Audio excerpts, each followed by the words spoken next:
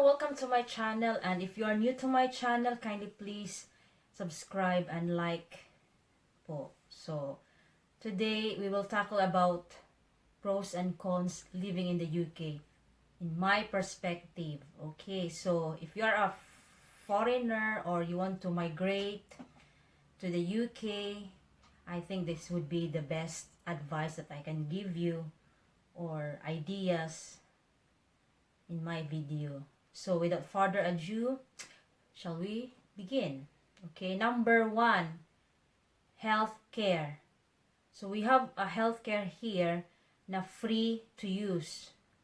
So at the point of delivery po is free to use. So if ever you have a job or you don't have a job or you are on benefits, if you go to the hospital or clinic, you don't have to pay anything. Not single penny. Okay. But healthcare here po is funded by the taxpayer. So, halimbawa, sa payslip ko, doon po kinakaltasan yung yung sahod ko ng tax at saka national insurance po namin. So, doon na. So, if ever, you don't worry anymore if you have medical issues, just go to the hospital or the clinic and you don't pay anything. But for me, I'm living in Scotland, so if you have a prescription, it's free for us, so we don't pay anything. But if you're in England, you will pay for a prescription of I think £9. I think whole year na yata yan. So ganyan. So hindi me sure if £9 whole year kasi nandito. I'm in Scotland, so wala kaming babayaran. And number two, education. Education here is free, especially in early learning years, tapos primary years, tsaka secondary years mo, free po. So, pwera na lang kung gusto mong pumunta ng private, pwede din, pero free to all, free to the children, so that's the right for free education. But if you go to universities, iba na, I think you will pay a portion of your tuition. Well, in England, they will pay £9,000 a year, but in Scotland, I don't think we pay. Might be free, but certain income, I think, for the household, para maging free yung uni mo. So, of course, you will pay for your accommodation as well. So, that's it. Number three, pros in living in the UK. People here are polite. They would say thank you. They would say sorry. And every day at work, I just heard lots of sorries, even though it's not their fault. They would say sorry, even though they will just nudge something. And even if they don't really hear you properly, they would say, oh, sorry, sorry, sorry. So, yan. In the Philippines, we don't say sorry. We'll just say sorry if it's really, really need to say sorry. But here, sorry, sorry, sorry. Okay, so yan. Isa po yan sa mga pros dito. They say sorry a lot of times, even though hindi nila fault, but they would still say sorry. Number four, holidays. So in every British worker dito po ay mayroong holidays. Whether you take it or not, you've got a holiday. That's a mandatory for an employer to give a holidays to their employees. Like, I think 21 days plus public holidays. We have maybe 8 or 9 public holidays. For me, in a year, I've got 30 days holidays. So, I really need to use my holidays, because especially if I have a child and they have summer holidays, so I would really take summer holidays, and sometimes in October as well, because they have autumn holidays. So like that. So if wala namang children, that's why po British people are very keen na gagamitin yung holidays nila. They will go abroad or far from the country. Kasi naman in Europe, we are just near from other countries like France. It's just 1 hour and a half to get to France. So if you want to go to Germany, Amsterdam, Switzerland, so it's just very near for us. So 1 hour to, you're now in the other countries. Unlike in the Philippines, it's a bit far. If we go to Manila, we'll need about an hour and you have to go to Manila. And if you want to go to Singapore, about 2-3 hours. And not all Filipinos really travel, but I think millennials now, they tend to travel now. So there's a work balance with your work and your family and maybe social life. So balance po dito. Work is work, then family is family. So ito po yung nagustuhan ko dito sa UK. Number 5, maternity leave. So yung iba na magbabalak na buntis dito, ay maganda po. It's very nice because they will give you 12 months maternity leave. Yung 9 months I think it's paid by the government, then further 3 months makipag-usap na kayo sa employer mo. Pero at least in 9 months you are paid by the government. Unlike sa Pilipinas, unlike in the Philippines, ilan lang, 2 months, 3 months kayong bayad, tapos balik na kayo sa work. So, hindi po ganito dito. It will up to 12 months yung maternity leave. Number 6, queue. Dito po lahat ay may queue. Okay? Gusto nila order. So, wala tayong magagawa. You have to queue. Kasi pag hindi ka mag-queue, mag-fall in line dyan, talagang sasabihin, you're jumping the queue, and hold on. Okay, moving on. Number 7, multicultural society. So when we say multicultural society, especially in London, marami pong mga nationality like Indians, Americans, Africans. So quite diverse the UK is. And sorry, I've got another. Refreshing. All right. Number 8, it's, oh my god, this is what I like. It's the architecture and the beauty history here. So, kung pupunta po kayo dito, yung mga nila buildings, napakaganda kasi ancient. Tapos, kakaiba talaga. Kasi ma-mesmerize ka. Hindi lang sa London, but right, sana ba tayo? Number 8, architecture. So, yeah, the history po. Napakaganda ng mga architecture nila dito. Sa iba't ibang sulok ng UK, maganda talaga. Tapos, meron silang merong countryside, hindi lang sa mga buildings. So, a lot of buildings na I must say, 100 years. For example, si Big Ben, 150 years na pala siya na narilo yung building na yun. Tapos Westminster nila, tapos basta ang dami-daming buildings na siya na nakaano talaga. At saka nila, pinapangalagaan nila yung mga buildings nila part as national history, parang ganun. So number 9 po is cars.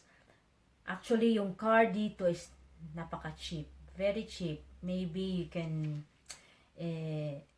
after you live here a month or 2 months, you can have a car. Then you just go to the dealership and get a car. So it's a cheap, very cheap.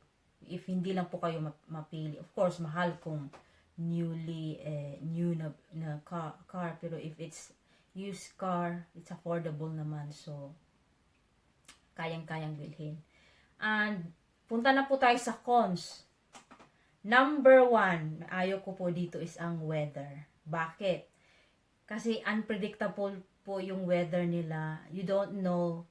For example, today, it might be 4 seasons. May snow, may araw, lamig, maulan, ganun. At saka, I think, maraming, in the whole years, in the whole year, gloomy. Parati siyang gloomy. So, kung hindi mo siya bet, kung ayaw mong tumira sa mag-gloomy na country, I think UK is not good for you. So, you might go to a sunshine country like maybe Spain or other parts of America state. So, ganyan po. So, weather-wise, I'm not really sure. I don't like really. I only like the summer. But, yeah, At first I like snow, but eventually in the long run I don't like it. Because it's really really cold. And you know, we came from a very tropical country, so ganun. Number 2 is cost of living. Sa totoo lang po, mahal talaga. Mahal po dito ang cost of living. Kaya I think the OFW here in the UK, they might have konting ipon lang, tapos magpapadala sa Pilipinas, tapos ano siya, mahal talaga even sa sa bahay, mga renta, mahal talaga yung cost of living. Tapos number 3 ay yung house po dito. The houses are very small. Not really very small, but they are small. And if sanay po kayo sa sa malalaking bahay dito sa UK, hindi po ganyan. Majority is small. Meron ding malalaki, pero malaki mas mahal. Kung maliit, siya, cheap lang. Tapos parang cramp siya, for example sa sa kitchen. Sa kitchen, nandoon na yung namin, washing machine, nandoon na yung namin, dryer. So sa isang place lang talaga siya nilalagay kasi maliit nga. Tapos may mga apartment block. Tapos mahal kung mayroon kang garden, mas mahal ang renta kung malaki yung garden mo front and back. Pero kung mga flat lang like apartment sa atin, cheap lang siya. So number 3, car insurance. O nga, kaya mong bumili ng car pero hindi mo kaya magbayad ng car insurance kasi mahal talaga yung car insurance. Car insurance lalo na if you are young, like maybe just passed the test, like 17-year-old up to 25, mahal siya. But if you are maybe 25 up, it's a little bit cheaper. So yan po, car insurance ay mahal. Yun po ang one of the cons. Number 5, British food is bland. Nung dumating ako dito sa UK, nung natikman ko yung nila, food nila dito, talagang napasabi ako, asin, meron bang asin dito? Or paminta? Kasi siya, matabang. Pero sa kalaunan, ko na siya, na used to na kasi, I think they want to manage alam mo yung bibili ka ng ng food, nakalagay doon yung yung mga ingredients, hindi masyadong maraming salt, hindi masyadong salty, tapos hindi masyadong matamis. So malalaman mo doon sa sa packaging. Pero sa akin nung dumating ako dito sa UK, talagang walang lasa.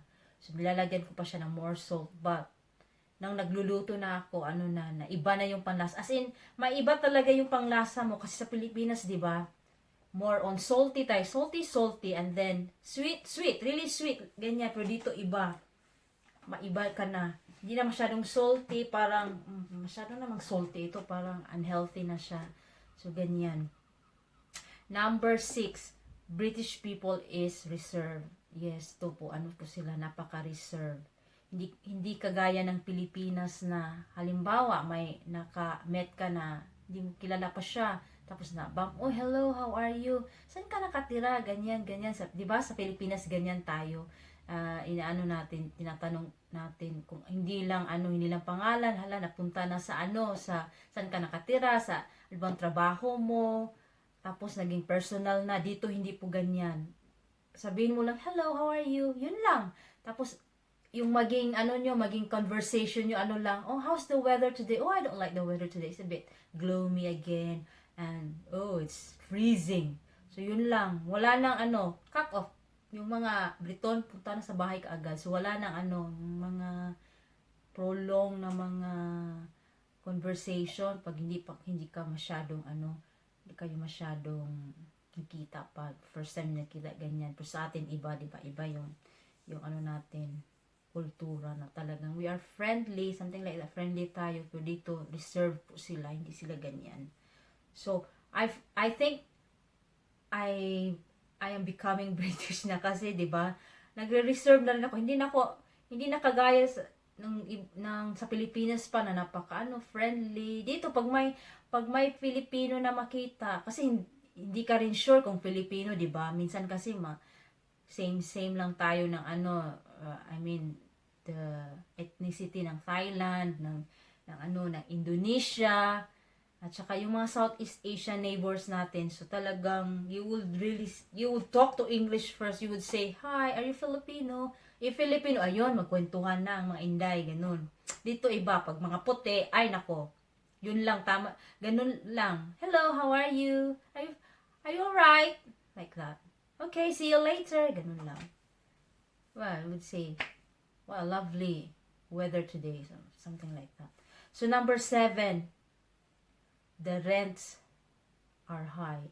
Totoo po yun, mga renta ng bahay dito, napakamahal po.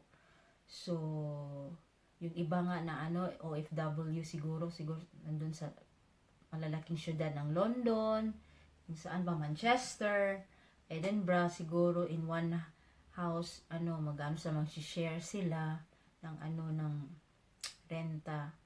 Well, sa isang bahay, pero madaming members doon magre-rent. Kasi mahal kasi Kaya yun. Number 8, meron silang alam mo yung drinking or big culture of drinking. Gusto nila yan, pero hindi naman talaga ako nagdi-drink masyado. Yung lang occasion, pero dito na lang sa atin pa talagang sunog baga. They will really drink a lot, especially those young ones. They will drink a lot, and then they will be very drunk, and then I think I have an experience like that na merong nag-absent lang kasi drunk siya, so hindi niya kayang pumunta ng trabaho kasi lasing. So ayun, yun lang. At kung meron pa po kayong question, comment lang dyan sa video, tapos sasagutin naman natin. So ayan lang po, yun po yung pros and cons living in the UK. Pero baka merong magsabi dyan na hindi naman lahat ganyan, blah blah blah. Ito ay ko lang on my opinion po. Ito po yung ko na opinion. I'm living in the UK for 5 years. No, it's 6 years already. So ito yung nakalap ko lang na mga scenario dito. So, kung magbabala kayo pumunta ng UK, at least may idea kayo na ganito or mag-migrate. Marami pa rin magaganda dito sa UK. So, yun nga lang, number 1, weather-wise. Hindi talaga. Kung gusto mo ng sunshine, pupunta ka sa ibang lugar. Yun lang. Tapos, thank you for watching my video, and I hope I can still manage to where's my little girl? That you say bye-bye now to our vlog for today. Goodbye. Goodbye. See you again next time, and thank you for watching. Bye.